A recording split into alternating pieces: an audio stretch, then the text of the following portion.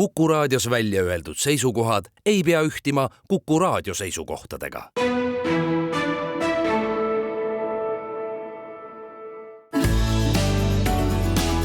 Keskpäevatund.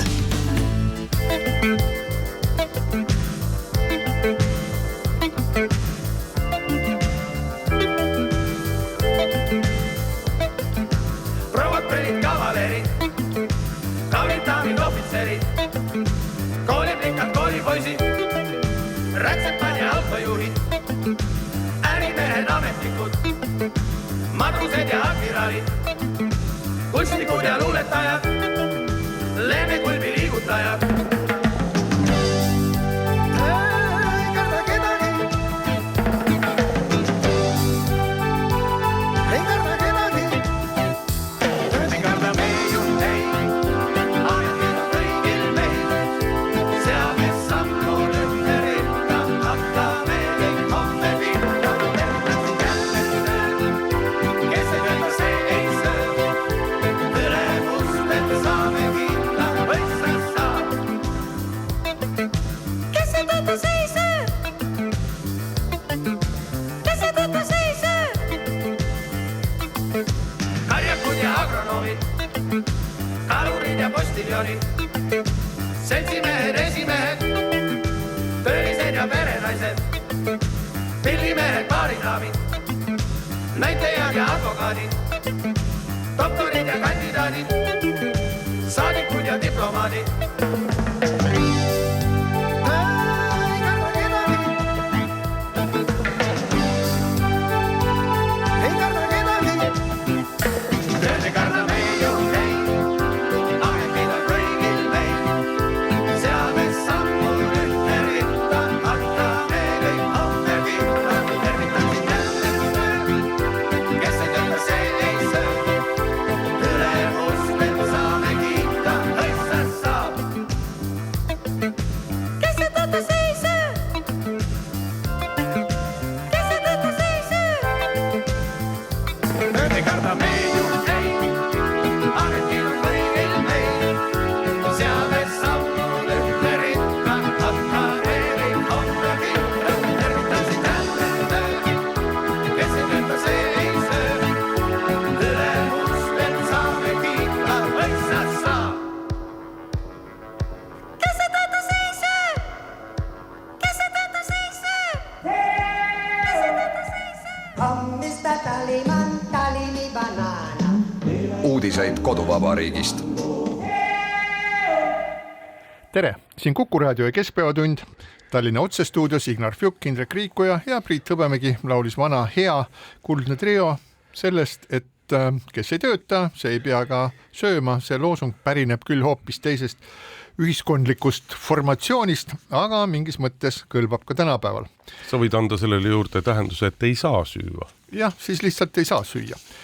Aga äsja tulid siis välja esimese kvartali andmed selle kohta Statistikaametist, kui palju Eestis inimesi töötab ja kui paljudel tööd ei ole.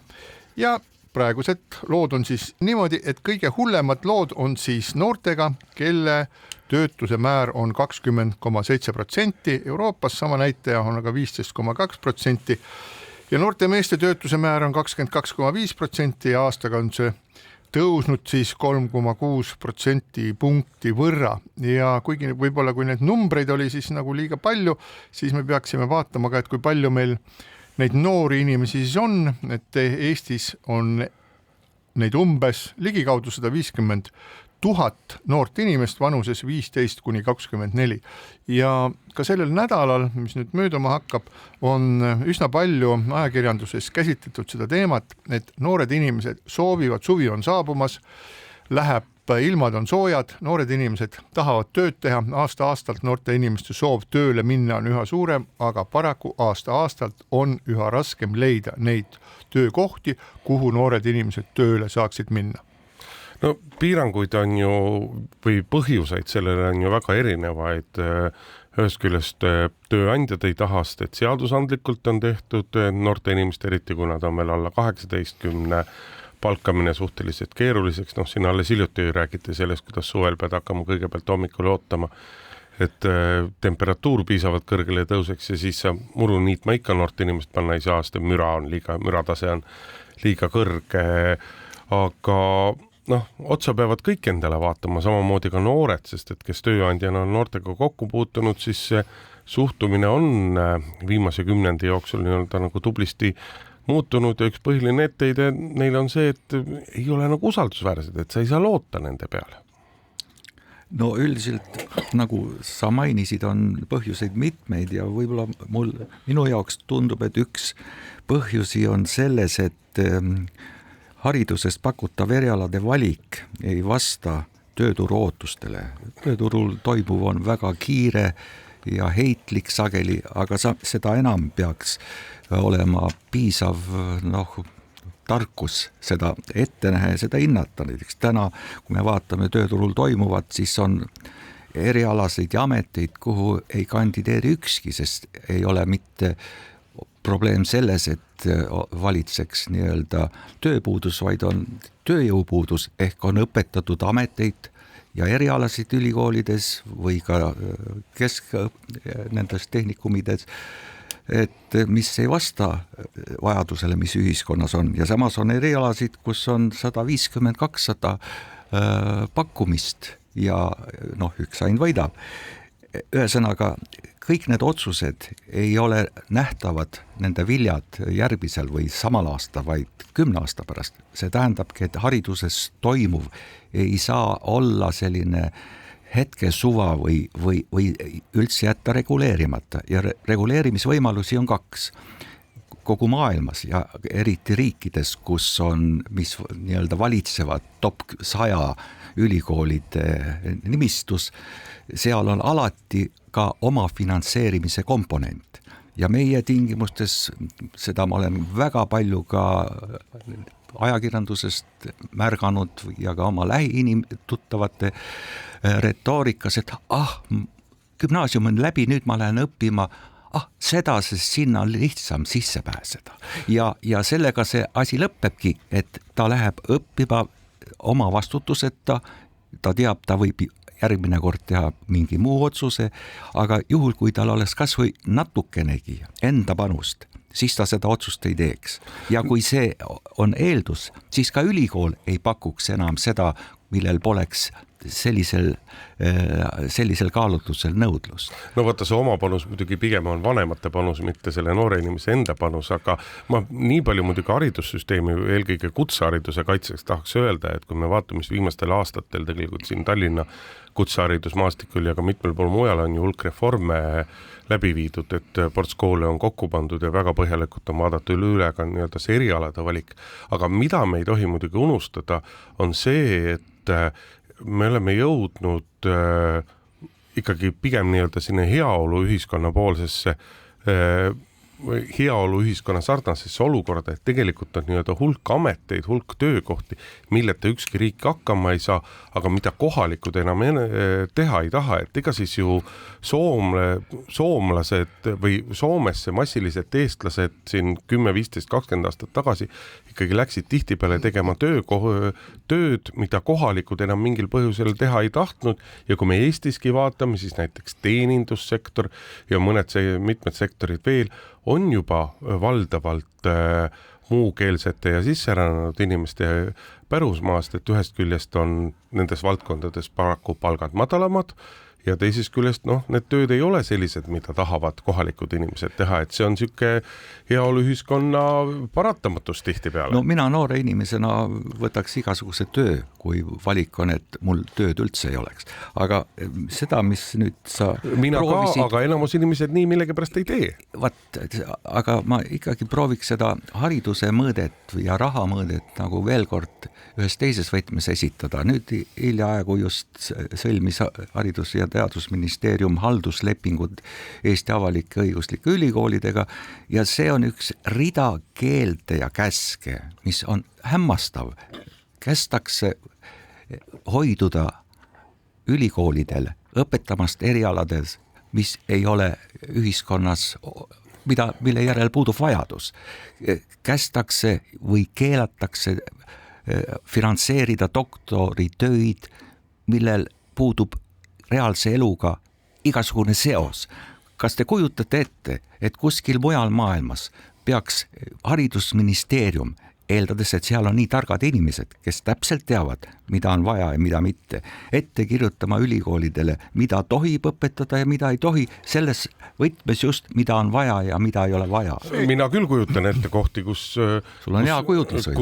kõrgharidus on valdavalt tasuta, neid riike ei ole liiga palju, aga neid siiski on ka Euroopas, on ju samamoodi nii-öelda, kui see on peamiselt riigi rahastuse toel, siis samamoodi reguleeritakse seda rahastamist ja selle eest saadavaid asju. Mina ütleksin, et see on nüüd sul see libe tee, kuhu peale astuda, et kui me hakkame rääkima sellest, et mida ülikoolid peaksid tegema või mida ülikoolid ei peaks tegema, et ülikoolidel on teatavasti akadeemiline autonoomia, mis tähendab seda, et neil on endal õigus väga suures mahus oma toimimist planeerida, samal ajal ülikoolid sõlmivad halduslepinguid peamiselt sellepärast, et nad tahavad riigilt raha saada. Kui nad suudaksid ennast ise üleval pidada, siis ma arvan, et see halduslepingute roll oleks palju väiksem, aga kuna me teame, et meil on siis praegu veel see niinimetatud tasuta kõrgharidus, mis muidugi tasuta kuskilt otsast ei ole, aga selles mudelis on siis selline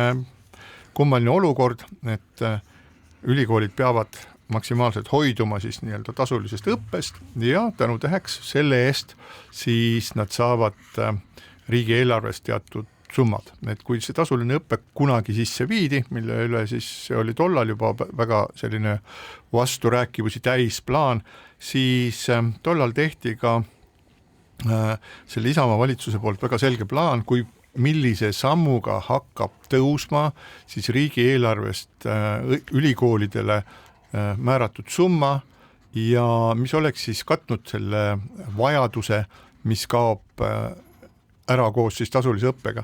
Aga kahjuks vahetus üsna kiiresti, ma arvan, et minu meelest 2 aastaga vahetus valitsus ja järgmised valitsused enam ei täitnud seda. Need ülikoolid kukkusid sügavasse rahalisse auku, nad olid sunnitud oma õppekavasid kärpima, kõiksuguseid muid asju tegema. Nüüd see on nagu selle asja rahaline pool, et praegu räägitakse väga palju, et viime siis ülikoolid uuesti nii-öelda tasulise õppe peale, aga tegelikult see on kõik selline puhas jutt ja õhu väristamine, mitte midagi ei tehta. Me siin lähme praegu natuke tööpuudusest kaugele. Üks asi, mis on väga selgelt, väga paljud tööandjad on sellega kokku puutunud, mis on probleem, et ega eriti tänases majandusolukorras ei ole ühtegi ettevõtet, kes supleks rahas, kõik ettevõtted otsivad kokkuhoiukohti ja kõik ettevõtted teavad, et ühe noore suhteliselt kogemusteta inimese nii-öelda väljaõpetamine on väga kallis, väga keeruline protsess, ta nõuab aega, ta nõuab raha ja sa ei saa kunagi lõpuni kindel olla sellest tulemuses. No võib-olla ei ole väga kallis ja keeruline õpetada siis välikohviku ettekandjat välja. No välikohviku ettekandjat ei ole kallis välja õpetada, aga isegi noorte ajakirjaniku praktikale võtta ja temaga tõesti tegeleda nii, et selles praktikas ka tolku oleks, ei ole sugugi mitte odav ja ka paljud meediaväljaanded ei taha seetõttu sellega tegeleda. Et üks asi, millele riik kindlasti võiks mõelda, on senisest enam toetada just nii-öelda inimese esimesele töökohale minekut, et on see siis läbi mingisuguste maksusoodustuste tööandjatele või mingi muul kombel, aga et tekitada, pakkuda nagu mingisugused präänikud või mingisugused õlekõrred, mis muudaksid noore inimese tööle võtmise ka inimese jaoks lihtsamaks, ettevõtja jaoks lihtsamaks, pisut väiksema riskiga ettevõtmiseks, see võiks olla üks asi, millest võiks olla tulu ja tolku. Me ei peaks nüüd ainult oma juttu taandama noorte puhul, kes oleks valmis ainult töötama teenindussektoris, kas siis ettekandjana, vaid vaataks seda tervikult pilti laiemalt, kui inimene omandab kõrghariduse, saab magistrikraadi, et millised on siis tema väljavaated. On valdkondi, kus ta kaasatakse tööturule, ma arvan, üsna edukalt. Aga kindlasti on valdkonda, kus üldse kidub see meie kõrghariduse osa ja see on just igasugustes rakenduslike uuringute ja seotuses rakendusliku Eesti maailma ettevõtlusega. Ja kui te eelnevalt tõite välja, et Eesti ei ole ainukene, kus kõrgharidus on nii-öelda tasuta, sest see on juba nihkunud kuskile hämarasse halli tsooni, siis võrreldavad riigid, on see siis Soome või Rootsi, seal on nii-öelda ülikoolide rahastamine ja suurte või väiksemate ettevõtete kaasamine, et neid nii-öelda alusuuringuid või vajaminevaid uuringuid, rakenduslikku arengut siduda kaasaegse ja olemasoleva maailmas toimuvaga. Aga meil see rahastamise süsteem ka seda ei võimalda. Nii et see nii-öelda puudujäägid, ja ma ei tahaks ainult kritiseerida, vaid me peaksin nüüd kunagi see 2011 vist sai see üleminek tasuta kõrgharidusele tehtud, et nüüd on 15 aastat mööda läinud ja me peaks uue pilguga vaatama, maailm on muutunud, Eesti on muutunud, väga palju lahkuvad inimesed siit, liiga palju eelistatakse muid kõrgkoole, ka neid, mis on tasulised, et me peaks läbi mõtlema, et mis on valesti ja sellest teha järelduse. Vaata, meil on aega on möödunud siin üle 15 aasta, samas võime öelda, et Gunnar Rokk ja Jaak Aaviksoo on ikka veel täiesti olemas, need, kes siis erineval kombel olid selle tasuta kõrghariduse hälli juures. Gunnar Rokk siis selles mõttes, et tema propageeris oma selles raportis, propageeris seda mõtlemist, et ei ole vaja, et tuleks maksimaalselt siis nagu erinevaid õppekavasid koondada, et erinevates linnades sama asja ei peaks õpetama. Ma arvan, et siin on erinevaid seisukohti ja minu seisukoht on see, et erinevad samateemalised erinevad õppekavad on vajalikud, et luua sellist nagu teaduslikku konkurentsi. Okk arvas teisiti. Jaak Aaviksoo oli siis see, kes nagu selle asja ellu viis, aga tänapäeval Jaak Aaviksoo siis esineb avalikkuses nende mõtetega, kus ta ütleb, et seda tasulist kõrgharidust oleks meil uuesti vaja, sellepärast et tasuta kõrgharidus ei ole meil jätkusuutlik. Nüüd see, kui sa ütled, et inimesed lähevad ära, siis palun ära üldista, inimesed tulevad ja lähevad, mingisugust massilist noorte inimeste väljavoolu Eestist ei ole, lihtsalt vaata statistilisi andmeid, need tuleb ja läheb, et see on selline tsükliline nagu liikumine, et nüüd aga resümee on ikkagi see, et tegelikult kokku ennast peavad kõik riigi poole pealt kindlasti haridussüsteem vajab, ma ei taha öelda, et täiesti ümbervaatamist, et me räägime peamiselt kõrgharidusest, aga tegelikult suur osa inimesi, et mitte öelda pool, peaks ju tegelikult minema pärast põhikooli esmalt nii-öelda nagu kutseharidussüsteemi, samal nii-öelda vanas keeles selle keskhariduse, kus sa saad nii keskhariduse kui ka mingisuguse ameti endale, sest et tööturg vajab spetsialisti ja need kõik ei pea olema kõrgharidusega inimesed. See on nii keeruline, et ühest küljest me nagu aga noored ise peavad kokku võtma ja tööandjad peavad ka muidugi. Spetsialist ja samas me teame väga, väga hästi, et meil on nagu 15–24 aastaste hulgas on nagu väga-väga suur töötus. Et kuidas need kaks asja siis nagu koos käivad, et ühest küljest ütleme, et hirmsasti tööturg nagu justkui tahab kedagi, aga samas nagu töökohti ei ole. Kui me loeme need nagu kokkuvõtted või artiklid või jutte noorte inimestega, mida räägitakse, ütlevad, et see on väga-väga keeruline, et sa lähed kuskile, sul esimese töökogemuse saamine on väga keeruline, sellepärast, et sind ei võeta, kuna sul ei ole töökogemust ja see on nõiaring, sinna see noor inimene satub. Ühele töökohale saadetakse sadu siis neid avaldusi, nendest valitakse seal 1 või 2 välja, et minu meelest on ma ei tea, mis on selle asja lahendus, aga see olukord kindlasti tekitab siis sellist frustratsiooni ja võib-olla ka sellist nagu loobumist ja tahtejõuetust, et ja küll, et ma olen siin juba 2 aastat proovinud kuskile suveks tööle saada, et ma ikka ei saa. Oma osa sellel kindlasti on siis meie sellel praegusel seadusandlusel, mis on nagu üritanud nagu maksimaalselt teha siis kõike, et noored tööle noort inimest kaitsta töö eest. Näiteks alaealised ei tohi tööna muru niita, sellepärast, et mürafoon võib olla rohkem kui 80 detsibelli. See on siis ei tohi teha kerget füüsilist tööd keskkonnas, kus temperatuur jääb allapoole 19 või kõrgemale 26 kraadist ning keskmist füüsilist tööd alla 16 ja üle 20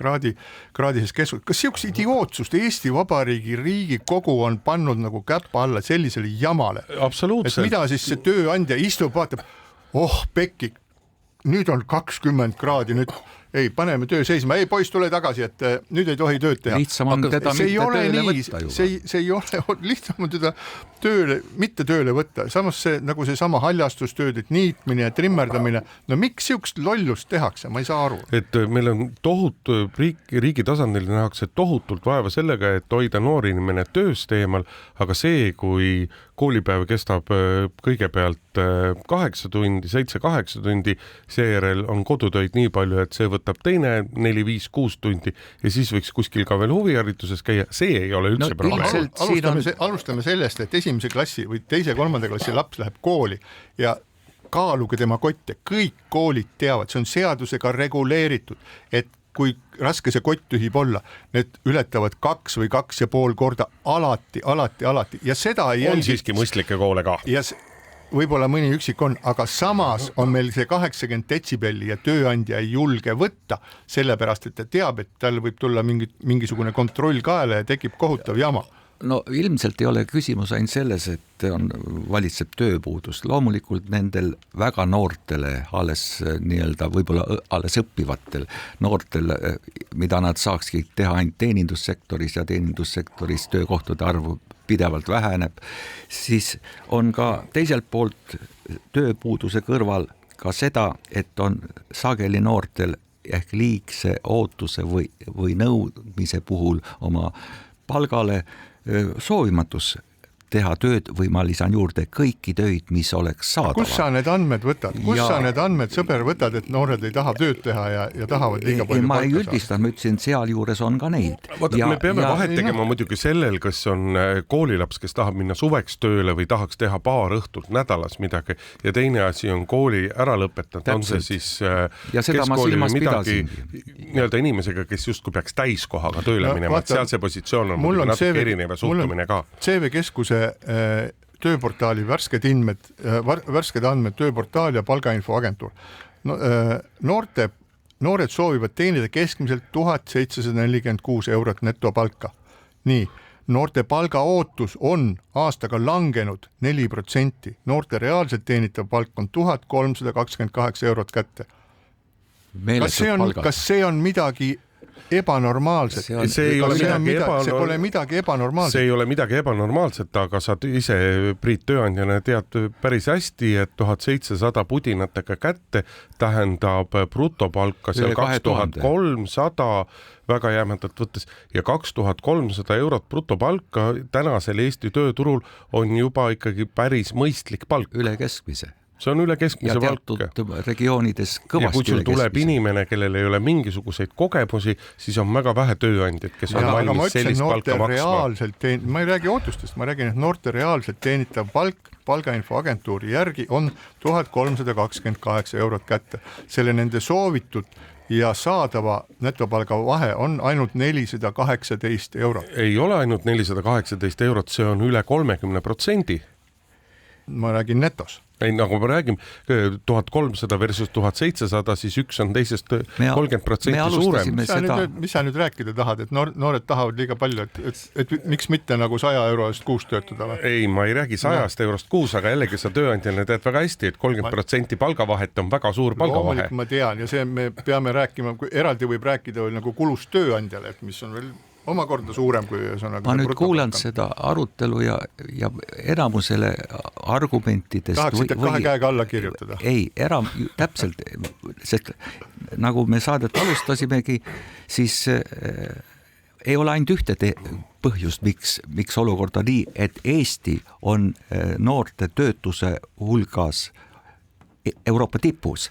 Järgmine natukese väiksedelt maas meist on Hispaania, siis tulevad Rootsi ja Soome, nii et me peaksime nii-öelda olema avatud kõikidele võimalustele, kuidas seda kaardistada, seda olukorda ja sellele vastavalt ka siis oma poliitikaid muuta. See, et me oleme noorte töötuse osas Euroopa tipus, tähendab, et midagi on väga valesti tehtud. Ja kõik need nii-öelda vastused, et meil on ikka nii ja meil on ikka naa, see on statistika. Aga reaalsus on see, et me oleme töötuse osas noortel hulgas Euroopa tipp. See on õige ja sellega see on üks osa nendest kõikidest erinevatest Eesti ees seisvatest nagu suurtest probleemidest. Et me küll teadvustame endale väga hästi, et kiiremini oleks vaja tegeleda kaitsega ja oleks vaja nagu kaitsetööstusega kiiremini tegeleda ja et sündivusega on kehvasti ja noorte tööhõivega on kehvasti. Ja sinna see kõik jääbki, aga ühiskond samas nagu tervikuna ei näita mingisugust sellist nagu tunnetust, et nüüd tuleks kiiresti millegagi tegeleda. Aga ma olen nagu, vaatan, et ma olen siin nagu noorte kaitsel ja ma olengi väga, väga hea meelega, et kes teid noori rünnanud siin nii kangesti on? Fjuk tahab kogu ütleb, et noored tahavad liiga palju raha saada, aga ma tsiteerin siis Henri Auväärt, kes on selle CV Keskuse turundusjuht, ütleb, et konkurents vabade ametikohtade nimel on kasvanud ja allahindlust noortele tööturul ei tehta. Töökogemuse puudumine nõuab kandideerimisel suuremaid pingutusi. Noortele soovitud töökohtadel konkureerib iga vaba ametikoha nimel keskmiselt 64 tööotsijat ning viimase 2 aasta jooksul on konkurents noortele sobivatel töödele kasvanud 14,4%. Ja siinkohal väike paus.